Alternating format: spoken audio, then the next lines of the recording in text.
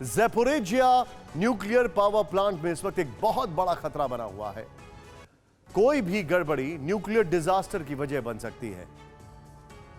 Planet lab और European space agency की satellite image बता रही है कि ज़ैपोरिजिया न्यूक्लियर पावर प्लांट के आसपास आग लगी हुई है, धुआं उठ रहा है। ऐसी 3 सैटेलाइट इमेजेस सामने आई हैं।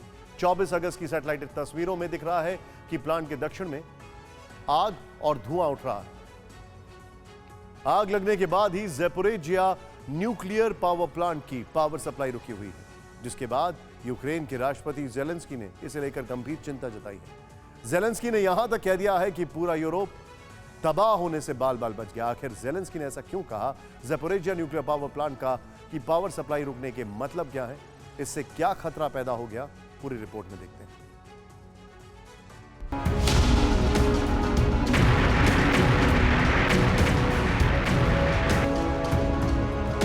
क्या रेडिएशन के खतरे से बाल बाल बची दुनिया? क्या दुनिया न्यूक्लियर हादसे की चपेट में आने वाली थी? ज़ेलेंस्की ने क्यों कहा दुनिया बच गई? कुछ घंटों के लिए यूक्रेन समेत पूरा यूरोप सहम गया। यूरोप के सबसे बड़े न्यूक्लियर पावर प्लांट की पावर सप्लाई कई घंटे तक कटी रही। बिजली ग्रिड फेल होने से ज़ैपोरिजिया न्यूक्लियर पावर प्लांट की पावर सप्लाई ठप हो गई। इससे न्यूक्लियर पावर प्लांट की कूलिंग और सेफ्टी सिस्टम के फेल होने का खतरा मंडराने लगा।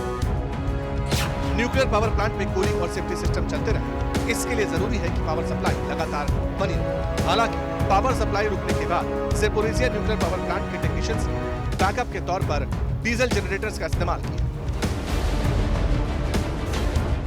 अगर सही वक्त पर बैकअप नहीं मिलता तो यूरोप में विनाश मच जाता। जितनी देर न्यूक्लियर पावर प्लांट की पावर सप्लाई रिस्टोर रही, यूरोप डर के साए में रहा, दहशत में रहा। टेक्नीशियंस ने इमरजेंसी सिचुएशन को संभाला, लेकिन इस घटना से ज़ेलेंस्की का डर और चिंता सामने आई। उन्हें कहना पड़ा यूक्रेन न्यूक्लियर तबाही से बाल बाल बच गया।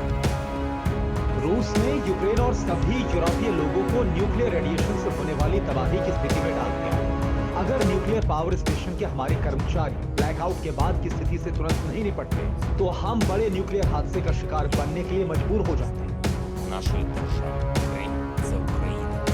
इस वक्त ज़ैपोरिजिया न्यूक्लियर पावर प्लांट में रूसी सेना का कंट्रोल, इसलिए ज़ेलेंस्की ने अपने वीडियो एड्रेस में कहा, जब तक रूसी सेना न्यूक्लियर पावर प्लांट में है, हर मिनट न्यूक्लियर रेडिएशन से होने वाली तबाही का खतरा।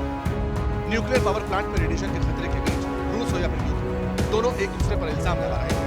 रूस कहता है कि बिजली सप्लाई रुकने के लिए यूक्रेनी सेना जिम्मेदार है।